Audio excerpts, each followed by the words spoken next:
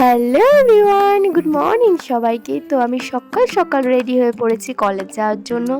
তো আমি ফার্স্টে চুলটা ছাড়িয়ে নিয়েছিলাম বান করার জন্য, বিকজ খুব ভালো করেই বানটা করে যেতে হবে, না তো বাসে তো এমনি ধুলো লাগে আর স্যার ম্যামরাও মানে প্রপার বান করেই যেতে বলে। তো আমার বান রেডি, দেন আমি একটু লিপ বাম লাগিয়ে নিলাম অ্যান্ড আমার মঙ্গলসূত্র যেটা আমি ওটা পরে নিয়েছি অ্যান্ড হাতে শাঁকা পলা সেটাও পরে নিয়েছি।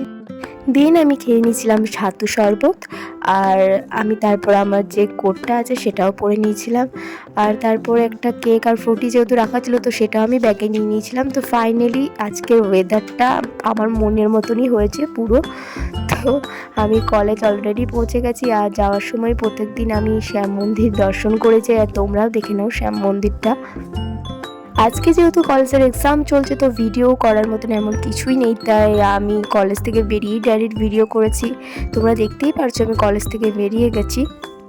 তো আজকের এই ব্লগটা খুবই বিজিভাবেই কাটলো। তো আজকের এই ব্লগটা এতটুকুই, চলো আবার পরের ব্লগে তোমাদের সাথে দেখা হচ্ছে। বাই।